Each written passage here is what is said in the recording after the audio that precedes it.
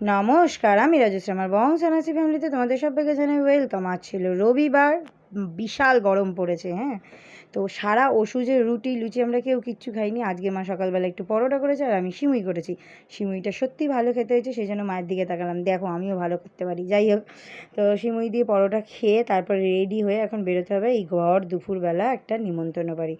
যেতাম না নিমন্ত্রণ বাড়ি, যেহেতু আগের দিনকে আমি মুন্নাদের বাড়িতে কালী পুজো হয়েছে, আপনাদের সাথে শেয়ার করা হয়নি, কারণ কি কালী পুজো আমি ছিলাম না, থাকতে পারিনি, সেই জন্য শেয়ার করা হয়নি। তো যাই হোক, মিষ্টি নিয়ে নিচ্ছিলাম, ওখানে রাধা গোবিন্দর পুজো ছিল, তো সঞ্জিতকে দিয়েই ধরিয়েছি সব। মমতা দিয়ে আমি আর সঞ্জিত যাচ্ছি গৌতমীর মামা বাড়ি আর কি, সেখানে যাওয়া হবে। তো ওখানে দালানে পুজো হয়, ওদের অনেক পুরনো পুজো ওইটা। তো নিমন্ত্রণ করেছে, এবার না গেলে পরে আমাকে চিবিয়ে খেয়ে নেবে, তো সেই কারণে আর কি যাচ্ছি। তো সে আগের দিন মুন্নাদের বাড়িতে সবার লাস্টে গেছি 10:30 11টার সময়, শুধু খাবার খেয়ে চলে এসেছি, প্রসাদও খাইনি, কারণ ওষুধের মধ্যে প্রসাদ খেতে পারবো না, ঠাকুর ধরতে পারবো না, তাই যাইনি আর, মানে প্রসাদ আর ঠাকুর নমস্কার করে দূর থেকে চলে এসেছি। তো ফাইনালি এখন যাচ্ছি হচ্ছে আমরা, মানে কি বলবো, শ্যাওড়াফুলি।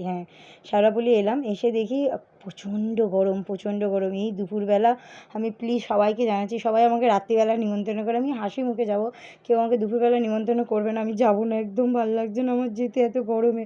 এত সুন্দর করে সাজিয়েছে বাইরের গেট, এখানে অখণ্ড কীর্তন আছে, এখন দুজন করছে যেহেতু দুপুরবেলা। সন্ধ্যেবেলা আজকে রাস হবে এখানে, এখন ওদের এখানে রাস সারা রাত ধরে হয় না, সন্ধ্যেবেলা হয়। এই যে গোপাল, মানে গৌতমের গোপাল আর রাধারানী বসে আছে, আরও সবার গোপাল বসে আছে, সুন্দর করে সাজিয়েছে। এই যে আমি যখন এসেছিলাম তখন ঠাকুর শয়নে গেছিলো, নিদ্রায় গেছিলো, তাই আমি যখন ভিডিও করেছিলাম তখন দেখেছিলেন হয়তো ফাঁকা ছিল। তো এইটা হচ্ছে গৌতমী আমাকে পরে ভিডিওটা পাঠিয়েছে। তো আমি দূর থেকে ঠাকুরকে প্রণাম করছি, আশীর্বাদ করো, সবাইকে ভালো রেখো, নিজেও ভালো থেকো, আমাদেরকেও ভালো রেখো। যাই হোক, এখন ওদের এই মামা বাড়িটা হচ্ছে পুরোনো দিনের বাড়ির মতন, ইটগুলো দেওয়ালগুলো সব পুরোনো দিনের মতন, দেখতে ভালো কিন্তু বেশ। তারপরে খেতে বসলাম, ভাত প্রথমেই দিল শুক্তো, যেটা সবার খুব পছন্দ। আমি একটু আলু দেখে নিলাম, বললাম মামাকে একটু আলু দেখে দাও, তারপরে ভেজ ডাল, তারপরে এঁচোড় আলুর তরকারি, তারপরে আমের চাটনি, তারপরে ছিল পরমান্ন, যেটা খেতে অসাধারণ ছিল পরমান্নটা। তারপর লাল মিষ্টিও ছিল, গোলাপ জামুন। যাই হোক, তারপরে পুরো মামাবাড়ির চারপাশটা ঘুরে দেখলাম, বিশাল বড় জমি মামাবাড়ির, প্রচুর জমি, প্রচুর জমি।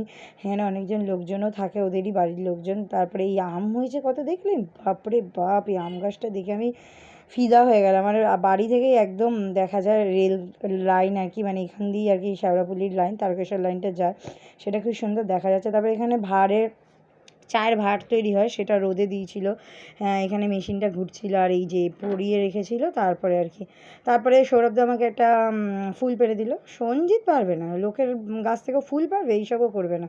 এটাও ফুলটা দিচ্ছে ঠিকই, কিন্তু পেড়ে কিন্তু আমাকে সৌরভদা দিচ্ছে, এইসবও করবে না। যাই হোক, স্থলপদ্মগুলো কী সুন্দর লাগছে। তারপরে আমরা বাড়ির দিকে এলাম, বাড়িতে আসার দিকে ওই শ্যাওড়াফুলির ওখান থেকে জুস খেয়ে নিলাম, যেটা রাম কোলা আর মশলা সোডা একসাথে মিক্স করে খেলাম, খুব ভালো খেতে। মমতা দি আসেনি, মমতা দি বলে শ্যাওড়াফুলি বাজার করতে হবে।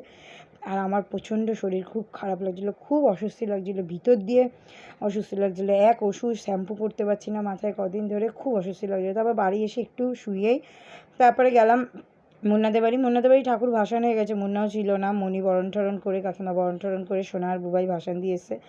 আর মণির মেয়েটা দেখো কত বড় হয়ে গেছে, দেখেছো পুটকুটা বড় হয়ে গেছে, অনেক বড় হয়ে গেছে, কানগুলো কি বড় হয়েছে, এখন আমি ওকে একটু একটু অল্প অল্প আদর করতে পারি। আর আমরা এখন অনেক দিন পর আড্ডা মারতে বসি, দেখলে কীভাবে দেখলো, ওফ, মধুকে একদম দেখলে ওই লুকটাই আলাদা ছিল। যাই হোক, এখন আমাদের প্রসাদ খেতে দিয়েছে, মানে প্রসাদ না ঠিক, ওই মিষ্টিগুলো পুজোর, তো ওইগুলোই খেয়ে নিচ্ছিলাম। এই মিষ্টিটা খুব ভালো লেগেছে আমার। তো এখানে কালাকাঁদ, লাল মিষ্টি অনেক কিছু ছিল, তো আমি ওখান থেকে খাইনি, কিন্তু আমি অমরের এই মিষ্টিটা আমার খুব ভালো লেগেছে।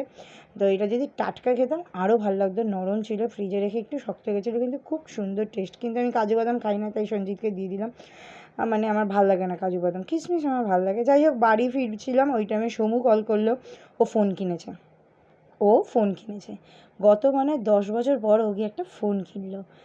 ফোনটার ওর অবস্থা খুব খারাপ হয়ে গেছিলো, ফোনটা না কিনলে ওর আর কাজ হতো না, সেই জন্যই ফোন কিনলো। এই যে নতুন ফোন ভিভোর, কিন্তু ক্যামেরা কোয়ালিটিটা আমার পছন্দ হয়নি, না ফন্ট ভালো না ব্যাক ভালো, কিন্তু ফোনটা ভালো। কাজ করার জন্য ওর ঠিক আছে, ওর আবার অত ছবি টবি তোলার কোনো ব্যাপার নেই।